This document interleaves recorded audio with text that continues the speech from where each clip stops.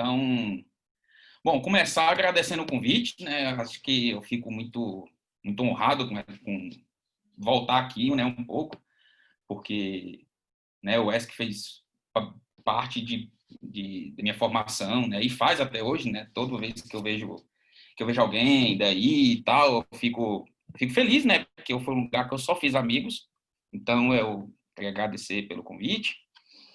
E hoje eu vou falar para vocês um pouco sobre o que eu fiz no doutorado e tal, aonde surgiram as perguntas que eu estou trabalhando até hoje, né? E basicamente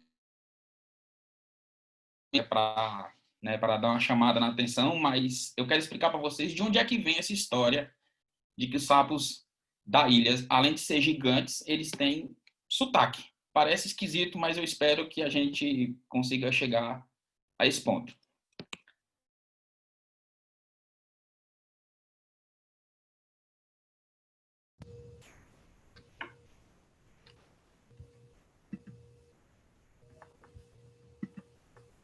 O fenômeno de regra de ilhas. O que é o fenômeno de regra de ilhas? Ele é basicamente assim, ele é um fenômeno biogeográfico mais ou menos compreendido até hoje, que ele Saiu da basicamente apresentação. saiu Saiu. e agora como é que eu volto? Espera.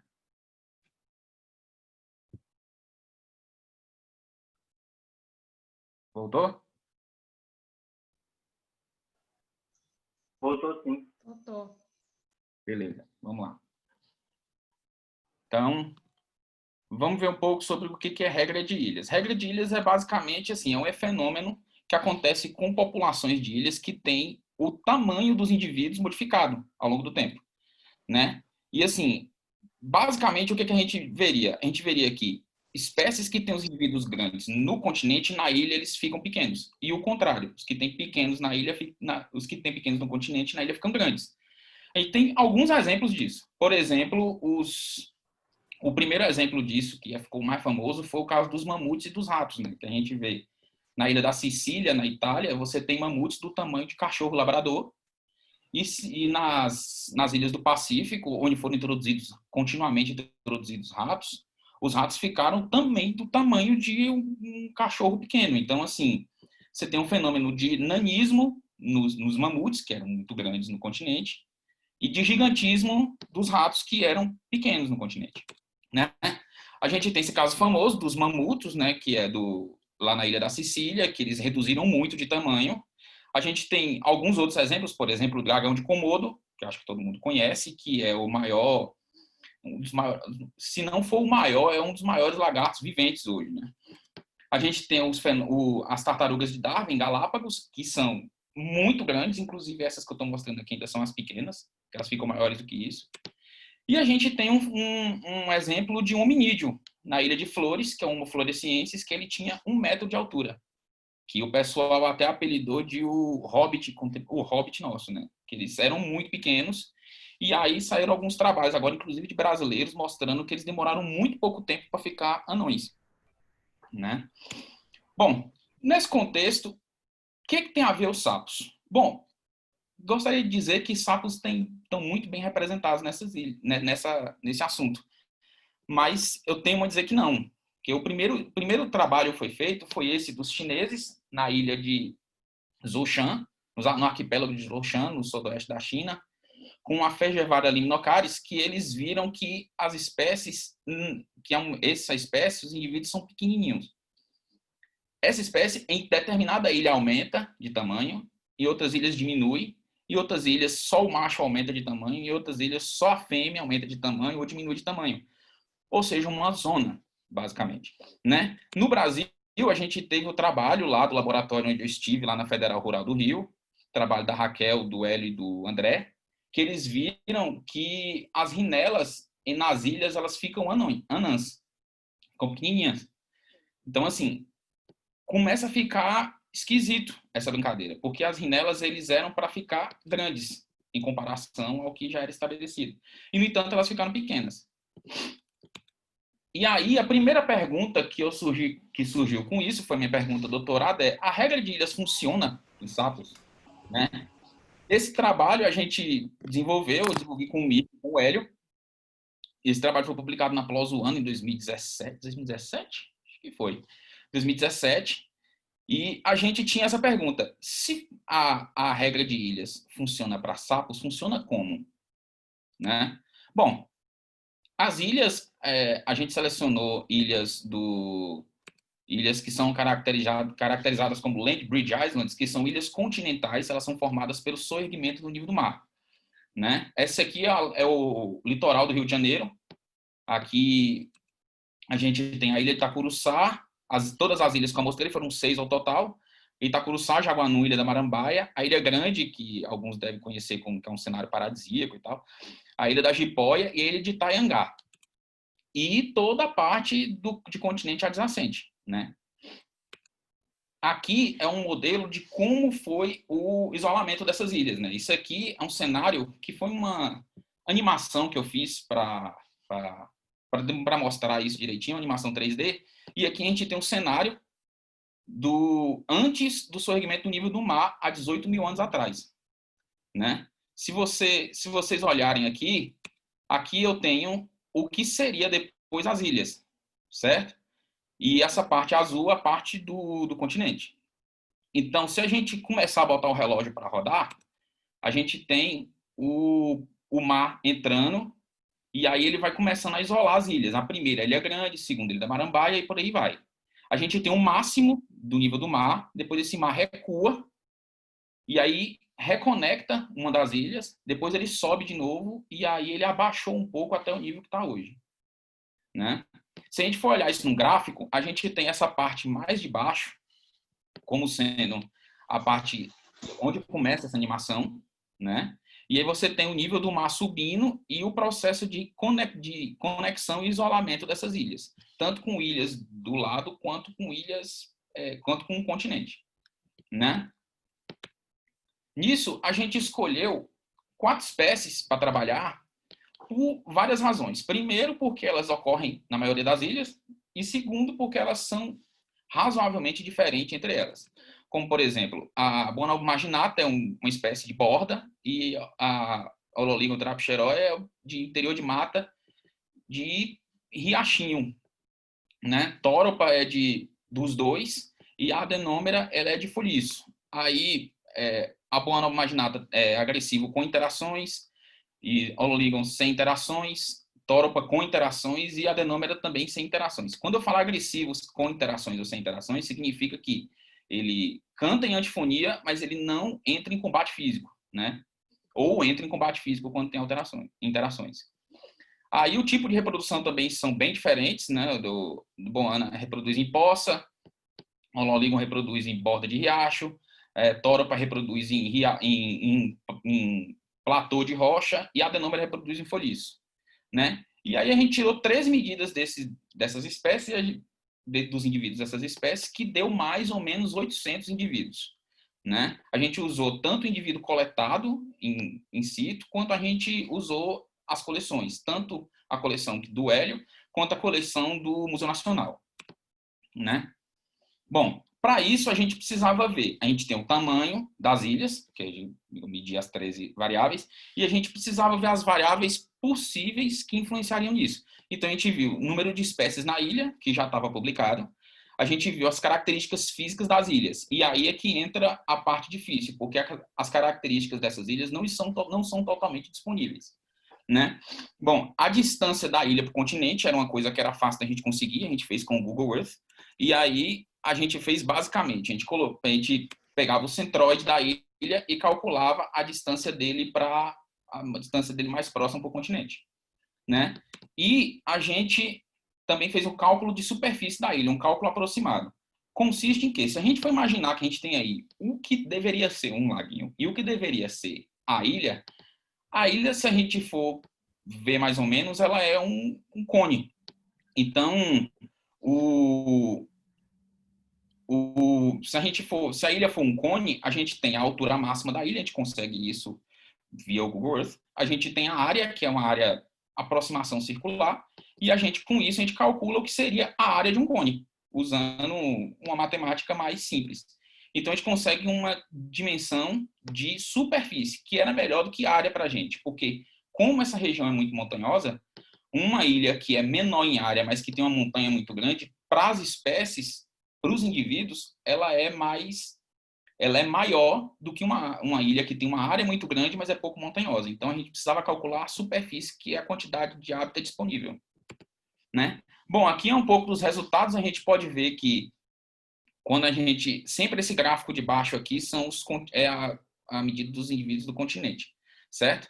Então, se a gente for observar aqui, a Tóropa não mudou de tamanho. Tóropa nas ilhas, ele possui o mesmo tamanho do continente, mas o que não é verdade para nenhuma das outras espécies.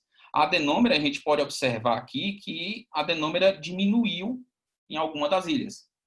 A Ololigon também diminuiu, mas Boana foi o resultado mais gritante, que ele aumentou muito nas ilhas, né? Principalmente aqui, se a gente for olhar na ilha de Itanhangá e na ilha da Jipoia, eles aumentaram muito, né? Aqui é uma foto das espécies que mudaram de tamanho na ilha. A primeira linha são de populações do continente, a segunda de populações na ilha. Se a gente for observar aqui, a gente vê que a adenômera, que é o primeiro à esquerda, diminuiu nas ilhas, né? Ololigo também diminuiu, mas as boanas aumentaram muito nas ilhas, né? Então, assim, quando a gente fez um modelo um modelo de regressão múltipla, e a gente viu que as influências para cada espécie mudam muito, né? Por exemplo, em adenômera, a gente teve uma influência da superfície da ilha, mas não teve influência nem do número de espécies, nem da distância da ilha para o continente. Em Ololigon, a gente teve uma coisa parecida, só que Boana a gente teve influência de todos os fatores que a gente viu, né? E aí, assim, quando a gente fez uma análise fatorial, a gente dá para ver que, assim, se a gente olhar para a Tóropa, a gente vê que esses círculos significam as populações, né? Então, cada círculo, eles estão todos sobrepostos, né? A adenômera está um pouco mais bagunçado. Agora, de Boana está uma zona, né? As populações se sobrepõem muito pouco, né? O Loligon já se sobrepõe um pouco mais, mas de Boana não se sobrepõe, né? E aí surge a pergunta, né? A resposta disso provavelmente é algo que tem a ver com a interação com só um minuto, deixa eu ver como é que eu tiro. Tem uns balãozinhos de vocês aqui, e eu não sei como é que eu tiro isso. E aí eu não consigo ver o negócio aqui. Tá.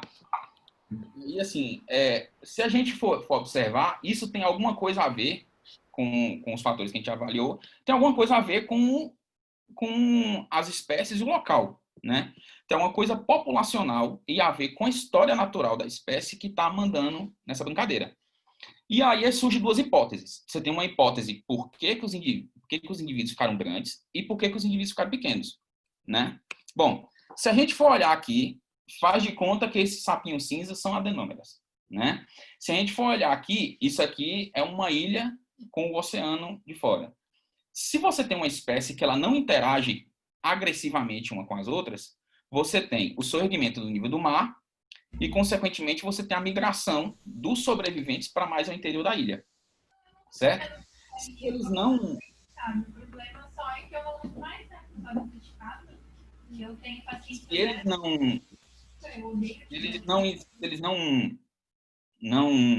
interagem fisicamente para dominação de território, você acaba tendo que o território é quem deveria mandar na sobrevivência da espécie.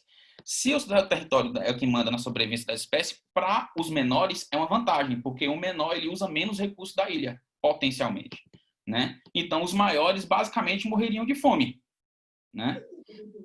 Se você passa um tempo submetido nesse regime, você começa a ter só pequenos nas ilhas, porque os pequenos vão conseguindo sobreviver com menos. Quando o mar baixa, aí você tem mais área e aí esses pequenos se reproduzem. No final das contas, você tem uma população de pequenos. Só que, quando a gente tem a parte de gigantismo, a coisa é um pouco mais complexa. Por quê? Você imagina aqui, faz de conta que isso aqui é uma ilha, aqui embaixo está o mar, e aqui a gente tem Boanas, certo? Então, assim, se você tem a elevação do nível do mar, você força os sobreviventes a migrarem para uma poça mais interior da ilha. Só que essa espécie ele tem interações agressivas muito fortes. Então, acaba que eles vão praticar a dominação do território, de alguma forma. E aí, quando eles têm interação agressiva, os machos maiores tendem a dominar a vencer as interações, né? E aí, consequentemente, tem mais acesso a fêmeas e por aí vai. Quando você faz isso mais vezes, você tem mais migração para o interior da ilha e, consequentemente, mais disputa por território e, consequentemente, os grandes teriam vantagem e, consequentemente, gerariam descendentes grandes. Quando você tem abaixo nível do mar, esses grandes se reproduzem, têm mais poças, se dispersam mais e, no final das contas, você tem uma população de gigantes, né? Bom, essas foram as duas hipóteses que a gente colocou nesse trabalho, né? A partir disso daí, como sempre Mirko me falou, uma pergunta não gera só mais uma pergunta, gera mais 1 milhão, né? E a partir disso daí a gente gera, bom, beleza. Aí você me pergunta, Alice, você está vendo que o comportamento talvez tenha um papel nisso daí. Mas isso é só uma hipótese. Então aí a gente fez mais um trabalho que a gente foi e tentou resolver esse problema, né? Tentando ver a segunda pergunta, qual o peso do comportamento no gigantismo, né? Bom, esse trabalho foi o que foi publicado recentemente, a gente publicou lá, eu publiquei com o Felipe e com o Guilherme, lá no laboratório dele lá, que a gente viu algumas peculiaridades a mais nisso, né?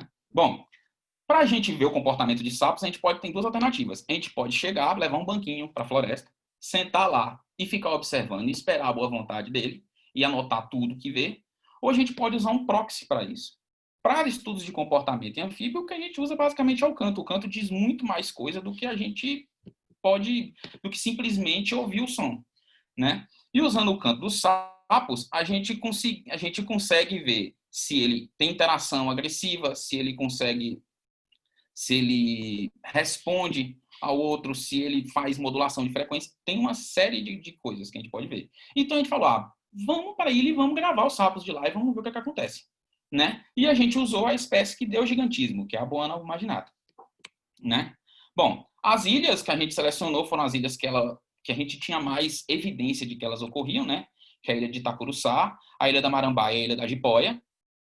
A Ilha Grande a gente não usou para isso porque na Ilha Grande é muito difícil coletar essa espécie lá. Inclusive o Hélio tinha me falou, Raoni, se você for para lá, vai por sua conta, porque assim, eu vou lá há 20 anos e nunca vi esse bicho lá. Eu falei, acho melhor não inventar muito, né? Então, assim, a gente selecionou essas 3 ilhas, que eram as ilhas que eu já tinha ido e já sabia como é que funcionava, e a gente selecionou 3 populações no continente, em Seropédica, em Angra dos Reis e em Pissinguaba, certo? E aí a gente foi lá e gravou, simplesmente. Foi lá e gravou os indivíduos, né?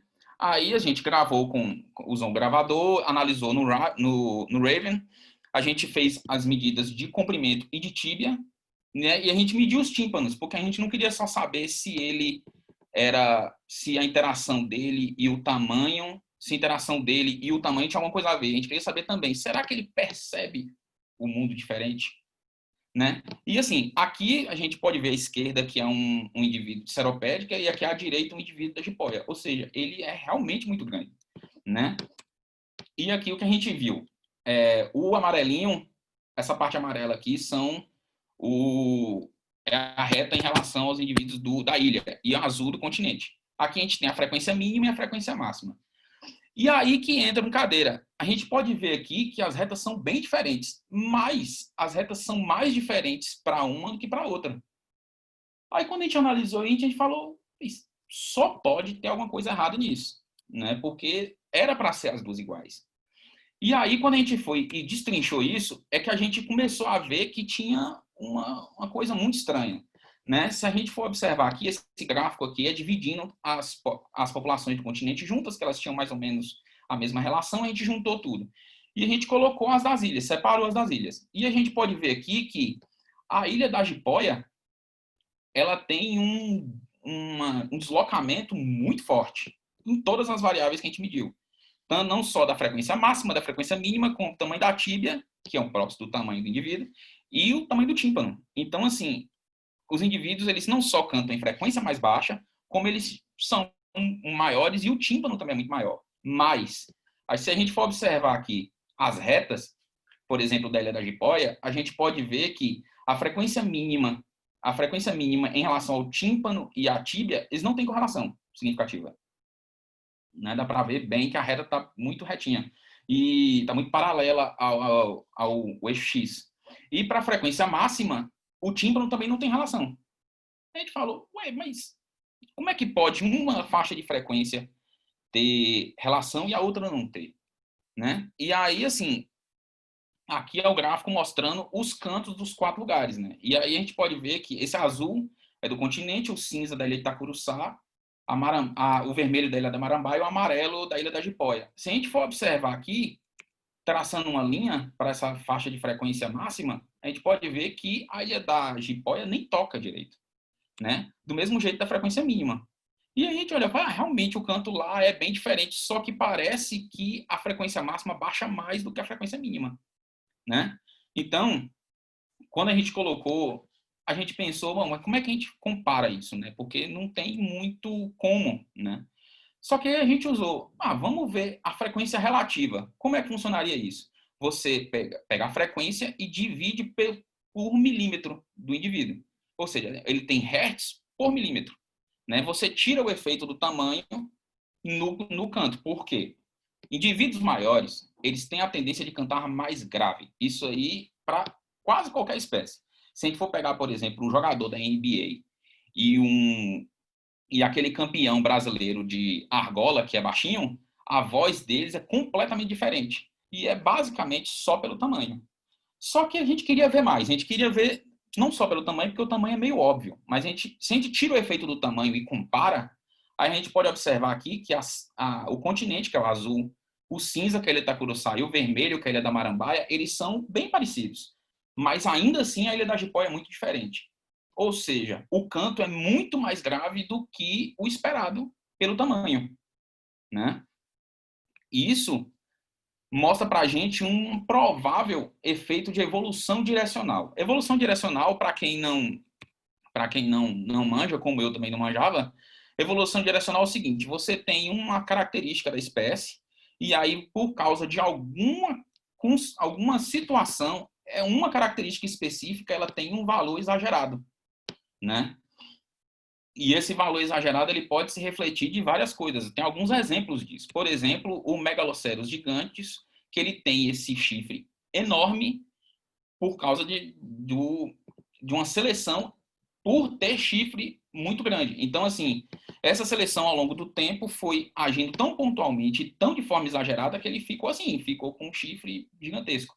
Outra coisa também é o pavão, que você tem um tipo de seleção para ter esse conjunto de penas muito exagerado, mas é só no conjunto de penas, porque o tamanho do indivíduo continua o mesmo e tal. Só que aqui, se a gente for observar as duas coisas, a gente pode ver que do pavão é um tipo de seleção sexualmente determinada, sexualmente induzida. E do mesmo jeito do Megaloceros, porque é para combate entre machos e tal.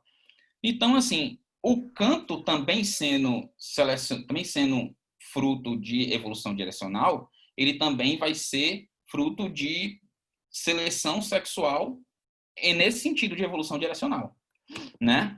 Então, assim, o gigantismo, ele muito provavelmente, ele é uma consequência da seleção sexual direcional. Como seria isso? Seria as fêmeas selecionando usando os cantos dos machos para selecionar as informações através do canto do fitness do macho. E assim, consequentemente, ela passa a selecionar nesse sentido as frequências mais graves. Então, machos que têm frequências mais graves vão cada vez mais conseguindo se reproduzir. E aí surge a pergunta, mas por que no continente não tem isso? Porque no continente você tem uma possibilidade de migração de machos não necessariamente não tão atraentes para outras poças. Então você tem uma diluição desse efeito. Na ilha, ele não tem muito para onde ir. Então, se ele não tem muito para onde ir, ele acaba tendo que interagir naquele ambiente confinado. Então, no final das contas, você tem as fêmeas selecionamos os machos com cantos mais graves e esses reproduzindo mais vezes, né? E, além disso, como nas ilhas a gente observou lá que não tem relação do tamanho com as frequências, muito provavelmente lá, a fêmea, se ela for usar o canto do macho na ilha, hoje, para determinar qual é o tamanho do macho, ela erra. Porque a relação, ela não existe mais, ela é muito fraca. Então, assim, se ela for esperar ouvir o canto grave e falar, é esse macho que eu quero, pode ser um macho menor, mas que tenha também o canto grave.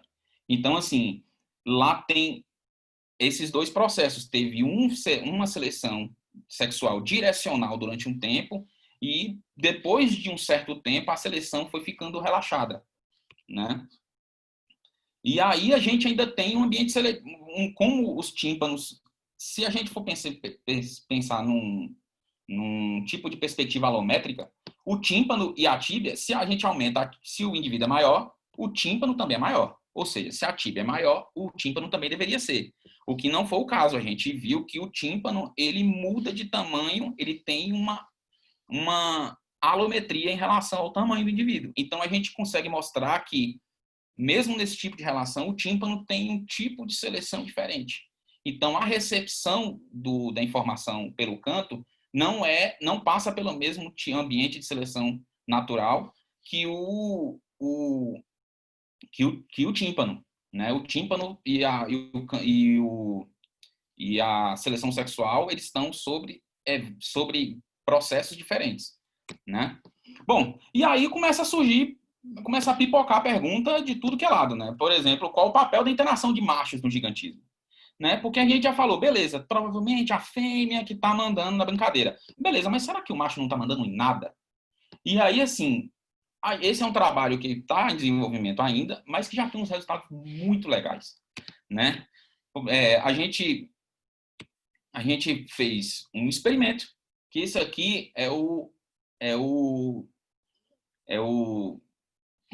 experimento, a maquete do experimento que a gente ia fazer, só que isso aqui é expectativa, claro, né? Então, assim, a gente teria alto-falantes, 1, 2, 3 e 4, e cada um deles emitindo um canto diferente. E um deles emitiria um controle, né? Com os cantos que a gente emitiu, a gente pode observar nesse gráfico aqui que o verde é o canto natural da população, né? A gente pegou o canto mais ou menos na média da população e eu modifiquei esse canto para ficar um pouco com a frequência maior e com a frequência menor, né? Isso aí a gente faz com uma modificação de pitch no programa, aí ele afinou o canto um pouco mais agudo e afinou o canto um pouco mais grave. E essa parte cinza é a parte do controle, que é um ruído branco, né? É aquele chiado de TV, que era só para a gente ter certeza o que aconteceria ali, né? Então aqui a gente tem um canto mais agudo, que seria de indivíduos maiores, de indivíduos menores. A gente tem um canto médio, que é o médio da população, e a gente tem o canto de frequência mais baixa, que seria de indivíduos maiores, né? Pequenos, médios e grandes, e um controle. E a gente colocou um desse em cada alto-falante desse, sorteou aleatório lá para ver em qual ia, controlou toda a parte de emissão e tal, e a gente foi fazer o experimento. Só que aí, a expectativa, aqui é a realidade, né? A gente fez essa arena com um cano PVC e colocou umas telas de plástico para impedir que o indivíduo fugisse. Ali a gente tem se vocês forem observar, ali tem uma grua com uma GoPro, que na verdade é um cabo de vassoura que a gente amarrou ali na janela, e a gente colocou as lanternas de cabeça com luz vermelha.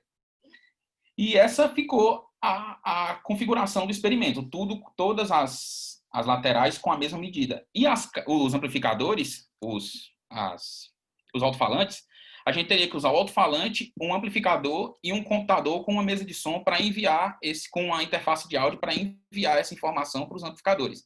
A gente resolveu fazer tudo com caixinha Bluetooth da JBL. E ela é ótima. A gente fez lá o teste lá de resposta de frequência, ela é ótima. E aqui a foto do pessoal que me ajudou, porque ninguém faz nada sozinho, né? E assim, já deixo o agradecimento para eles. Inclusive, Carol estava com a perna quebrada e estava lá me ajudando. Então, assim, agradeço imensamente, eles foram essenciais nessa brincadeira. né? Então, assim, os resultados da gente. Aqui a gente tem o tamanho dos indivíduos por resposta para onde eles foram, né? Quando a gente colocou o indivíduo no centro da arena e tocou os alto-falantes, e aí via para onde ele ia, né? E aí a gente viu que eles não, independente da resposta deles, eles não tinham muita diferença de tamanho, não. Todos eles eram mais ou menos do mesmo tamanho que iam para todos. Mas para onde eles foram é muito diferente. A gente viu que a maioria deles ou não fez nada, o que já era esperado, ou eles foram para o lugar onde tem um canto agudo, né? Inclusive, tem filmagens muito engraçadas, não deu para mostrar aqui, mas tem filmagens muito engraçadas do sapo cantando em antifonia e fazendo o canto territorial para o alto-falante, né? Então a gente viu aqui que eles foram para o lugar onde tem o canto mais agudo, né? Aqui mostrando o canto, não, pera, aqui tem que explicar mais uma coisa aqui. Aí assim, se a gente olha isso aqui, a gente fala, bom, mas se os sapos vão para o alto-falante que tem o canto mais agudo, mesmo sem ter diferença de tamanho entre nenhum deles. Então, isso daí, para a gente, surge a hipótese de que, muito provavelmente, esses machos, eles, numa situação em que ele tem que buscar o seu sítio de canto, tendo que interagir com os cantos, ele prefere interagir com o canto de um macho que seja menor. Ou seja, com isso daqui a gente consegue mostrar que ele também faz avaliação de um possível combate através do canto, né? Então, com isso, e aí vão começando a surgir cada vez mais perguntas, né? Aqui mostrando um canto em que a gente tem uma linha, esse print screen aqui é do Raven, então tá um pouco difícil de ver. Mas se vocês forem observar aqui, tem esse canto aqui é um canto do mesmo macho, né? Em cima você tem uma linha verde escura, bem fininha, que está mostrando onde está a frequência dominante no canto, né? Se a gente for olhar no de baixo, a frequência dominante está no harmônico de baixo. Você tem isso aqui no mesmo indivíduo gravado ao mesmo tempo. Aí você fala, ué, mas como é que pode isso? Né? Como é que pode o mesmo macho estar modificando essa frequência desse jeito, né? Botando a energia no canto no harmônico de cima e energia no harmônico de baixo. Então, assim, o que a gente observou? Se a gente for olhar aqui o gráfico, a gente montou um experimento também nesse meio, que a gente falou, vamos mostrar um canto de um macho grande para eles e ver o que acontece e gravar. E aí o resultado foi que se a gente for olhar aqui, quando você mostra o alto-falante, ele muda a frequência, ele muda a energia para o harmônico de baixo. Ou seja, enquanto você está aqui, ele sempre no harmônico de cima, no harmônico de cima, no harmônico de cima, cantando um pouco mais agudo, quando você mostra o canto de outro macho, ele muda para o de baixo. Então, provavelmente isso daqui seja um comportamento falso, né? Um tipo de resposta falsa ao alto-falante. E quando a gente para de mostrar o canto, ele volta para cantar no harmônico de cima, né? Isso daqui, talvez, a gente ainda tá vendo. Esse aqui, tudo carece de um pouco bem mais estudos. Mas, assim, provavelmente isso daqui seja um dos primeiros, ou o primeiro, a gente não viu isso ainda, mas talvez seja o primeiro caso de mentira, né? Ele tá intencionalmente mentindo o tamanho dele para afastar outro macho, né? E aqui a gente, quando você compara essa emissão de sinais, aqui a parte mais escura do gráfico de pizza é a parte quando eles cantam na frequência de baixo, número de cantos na frequência de baixo. E a parte mais clara na frequência de cima. E a gente pode ver que cantar na frequência de baixo ele é mais raro em todos os lugares, né? E assim, isso reforça a nossa hipótese, né? Porque se um sinal falso ele é emitido constantemente, ele é emitido com mais frequência do que o sinal verdadeiro, significa que o sinal verdadeiro passa a ser falso e o falso passa a ser verdadeiro, né? Então, assim, a raridade de sinais emitidos pode significar que ele realmente tenha o comportamento de mentir no canto, né? Bom, isso aí ainda precisa de mais amostragens nas ilhas e tal, a gente precisa de um refinamento maior do experimento, porque a gente, para fazer na ilha, tudo dificulta, então a gente precisa fazer alguns testes ainda. A gente precisa colocar algumas características adicionais dos indivíduos, né, como, por exemplo, se o indivíduo possui algum tipo de condição física diferenciada, como índice de massa corpórea e tal. E aí e agora surgem os trabalhos atuais, né? Que aí já vai nesse meio, né? Para esses trabalhos atuais surge a próxima pergunta, né? Bom, beleza.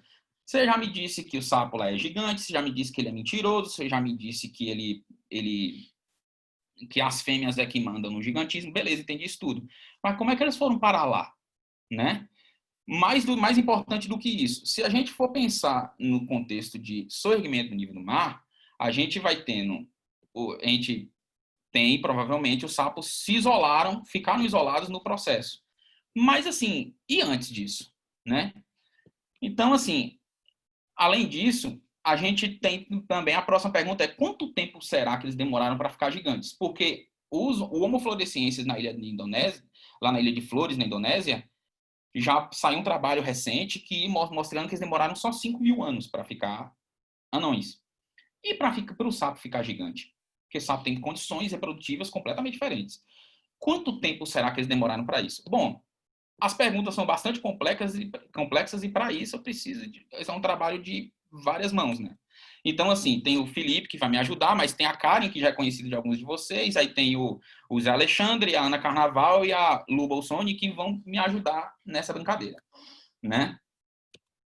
E aí, assim, as ilhas que a gente selecionou vão ser, bom, as ilhas padrão, né, que a gente já tinha mostrado e tal, junto com as áreas no continente, mas a gente resolveu adicionar mais alguns pontos, né? A gente resolveu colocar a Ilha Bela, o Bertioga e Betari como sendo a área mais distante do resto delas, né? Então a gente tem lugares de média distância, de longa distância e de curta distância, como as ilhas do Rio, né?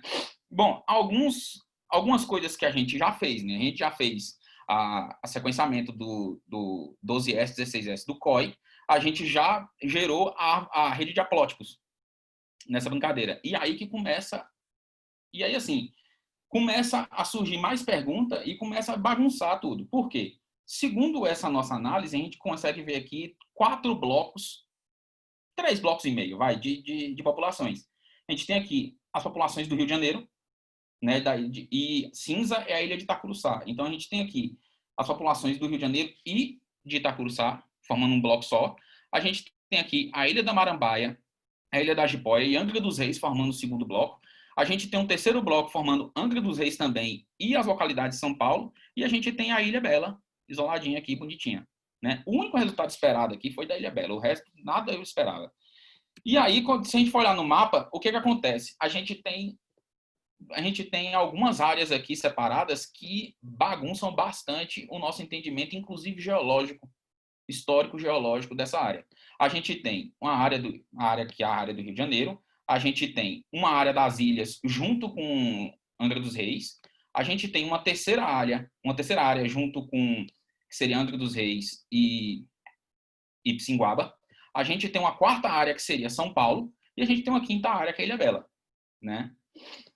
E aí nessa brincadeira surgem algumas perguntas. Beleza, aqui seria uma zona híbrida entre as populações da ilha e as populações de Pissinguaba? Bom, é a primeira pergunta. E segundo, qual o papel da Ilha Grande nessa brincadeira e por que a Ilha da Marambaia, mesmo estando conectada ao continente por uma península, conectada ao Rio de Janeiro, ela parece mais com as ilhas do que com o Rio de Janeiro, né? Então, assim, muito provavelmente aquele esquema do soerguimento do nível do mar que eu mostrei no começo da palestra, ele está errado, muito provavelmente, né? Só que aqui a gente precisa de muito mais estudo para ver isso, né? E aí a gente precisa sequenciar mais genes, inclusive os nucleares, porque a gente até agora só fez o H1 e o COI. A gente precisa trabalhar com o RADSEQ, que abre um mundo de possibilidades, inclusive intrapopulacionais, para a gente analisar. E a gente também vai trabalhar com o modelo genético de gigantismo, para ver em quanto tempo o isolamento foi suficiente para aumentar o tamanho dos indivíduos das populações insulares, né? Bom, agora falando um pouco mais do trabalho dos outros, né, que eu também estou envolvido no meio, estou tentando ajudar, né, porque eu bagunço muito mais do que ajudo. Então, a gente está trabalhando com alometrias de tímpanos, que é o trabalho de Bruna, que é uma co-orientada minha, e a gente está analisando que a gente não pensa, tem mania de pensar grande, a gente está analisando ouvidos de anfíbia, de anura, inteiro. Então, assim, a gente selecionou tem um pouco mais de 2.000 espécies que a gente está pegando medida de tímpano por tímpano de cada um deles, pegando frequência do canto e pegando aspectos de onde eles cantam para saber, bom, será que a relação alométrica de tímpano com o tamanho, ela faz sentido? Aqui alguns resultados preliminares que viu que beleza, pode até fazer sentido, mas não é igual para todo mundo. Né? Se a gente for olhar aqui o roxinho, que é a ilodide, uma relação é uma. Se a gente for olhar para a ilide, que é o verdinho, a relação já é outra. Né? E ainda falta essa brincadeira inteira aí a gente fazer, que a gente está em processo, já está bem adiantado já. Mas aí, assim, a gente está vendo que a frequência de espécies que cantam em rio, que é muito barulhento, elas têm essa relação alométrica meio bagunça, né? Porque o ouvido fica muito grande e o canto fica muito agudo, né? Mas isso daí a gente está fazendo, é o trabalho de Bruna, e a gente deve concluir nos próximos meses aí já. Bom, e o trabalho de divulgação científica, que se requer um pouco de historinha para mostrar qual foi a minha motivação / indignação nessa brincadeira, né? Bom, divulgação científica, essa ideia me surgiu em novembro do ano passado, que foi a última vez que eu encontrei Mirko. Foi a última vez? Não. Foi quando eu e Mirko, a gente estava na Biosemana daqui da UESB de Conquista, e aí eu estava lá, fui dar um mini curso, fui dar palestra lá para a turma, mas assim, eu sem querer, eu acabei estimulando um negócio que eu não estava esperando. Que eu fui lá dar uma palestra sobre filosofia da ciência, tipo, como que a gente pode estar muito, muito errado no pensamento científico e tal. Uma palestra tranquila. Só que eu estimulei um negócio que eu não estava esperando. E aí, assim, a gente conversando numa palestra, que inclusive tinha uma professora da UESC, eu não lembro se era da UESC, tinha uma professora da UESC no meio, a gente lá falando e tal, não, porque as florestas vão acabar. Todo mundo fala nos trabalhos que as florestas vão acabar. Beleza. Aí a gente falando assim, mas o que é que tem feito? Ah, não, a gente tem publicado. Tá, mas tem publicado aonde? Ah, tem publicado em periódico científico. Tá, mas quem lê? Ah, cientista. Mas e quem conserva é o cientista? E quem não conserva? Ah, quem não conserva é latifundiário, é, más práticas do governo. Aí, e tem feito o que para isso? Ela, nada. Fala, mas aí. Ah, não, ela não falou assim nada, estou usando licença poética. Mas ela falou, mas a gente não sabe fazer isso, né? A gente não tem competência, então a gente prefere nem fazer. E aí acho que ele é professor, ele falou bem assim, mas assim, se a gente for fazer, ia no meio eu assistindo, e aí ele falou um negócio que me intrigou muito, que ele falou, mas você acha realmente que alguém que está lá tomando as decisões de destruir ou não a floresta sabe o que está fazendo? Ele não sabe o que está fazendo, mas está fazendo. Enquanto a gente fica aqui tentando ver essa perfumaria.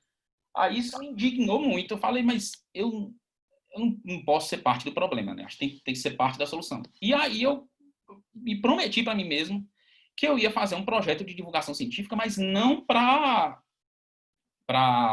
voltado para público adulto, voltado para academia. Porque a academia já sabe tudo que precisa saber. É voltado para criança. Eu queria fazer voltado para convencer crianças, né? E aí, nessa brincadeira, como o Mirko falou no começo, eu desenho desde sempre, passei muito tempo da minha graduação tocando na noite e tal, eu falei, vou usar isso a meu favor. Então, assim, para começar um projeto de divulgação científica, eu tinha o desenho, beleza, sabia desenhar.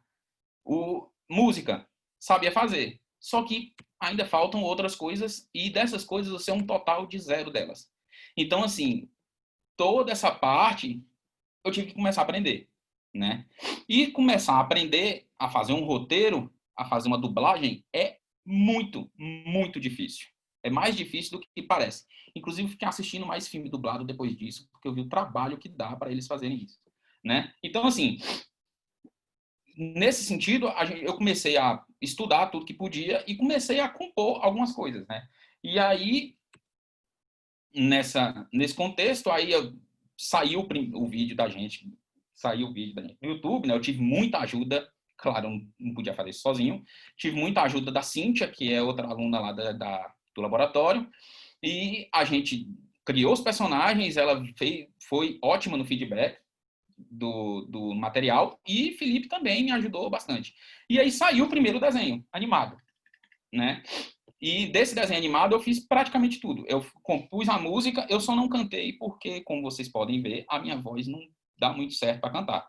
Então, eu fiz todo o desenho, desenvolvi todos os personagens, fiz todo o roteiro e compus a música e gravei na minha casa, né? E assim, qual foi o termômetro que a gente viu que deu certo? A gente tem um hater. Então, assim, acho que está desatualizado aqui, porque já está quase em 1.500 visualizações, eu não sei direito quanto está, mas assim, não só deu muito certo, como a gente recebeu muito feedback dos filhos dos amigos cantando a música, né? Que era exatamente o público que a gente queria. Para isso daqui, agora tem outros passos. Por quê? Porque, assim, eu fiz um, mas me ferrei, porque agora tem que fazer um todo dia, né? Então, assim, a gente já tem algumas coisas vindo por aí, a gente tem... A minha ideia é todo o trabalho científico que a gente for soltar, a gente soltar um desenho animado junto. Então, assim, tem esse aqui, que é falando dos sapos gigantes da ilha, tá, com sotaque, cantando em frequência diferente. A gente tem mais uns vindos aí de espécies novas e tal, e a gente tem um dos trabalhos com dieta que vai ser o MasterChef Anfíbio. E aí esse vai dar um trabalho danado, mas vai ficar muito legal, porque, claro, eu já não estou fazendo mais sozinho, né? Isso aqui tive um apoio de uma galera para fazer e tal, mas o básico, toda a parte de animação, eu tive que aprender do zero, né? E assim, é um fruto de provocação, no final das contas, né? Porque assim, eu olho hoje, claro, eu vejo alguns problemas e tal, tem alguns defeitos, mas assim, a ideia é antes feito do que perfeito, né? Então, o próximo vai sair melhor, depois vai sair melhor, depois vai sair melhor, né? Bom, dito isso, os trabalhos futuros que tem para fazer, falando um pouco mais deles, aí eu volto à primeira pergunta, que é: regras de ilha funcionam para sapos? Naquele lá eu vi que mais ou menos. Só que aí agora eu vou fazer o trabalho junto com o Márcio Martins e com o Felipe, né, que vão me ajudar nisso aí. Só que a gente não vai fazer para uma ilha, a gente vai fazer para um lugar pequeno, que é o mundo.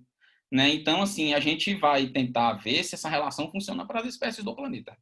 Né? Isso, assim, é um projeto que a gente está desenvolvendo e tal, o projeto já está em vias de a gente pedir financiamento e tal.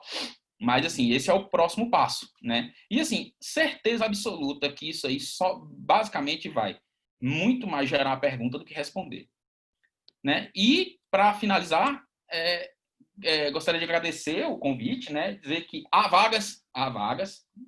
Agora eu estou com uma vaga na pós-graduação de Biologia Animal da Unicamp, então eu tenho uma vaga lá, então quem quiser, eu tenho uma vaga lá de mestrado, então quem tiver interesse e tal, me contatar depois, a gente pode pensar em alguma coisa e estamos aí para jogo. E espero que vocês tenham entendido tudo e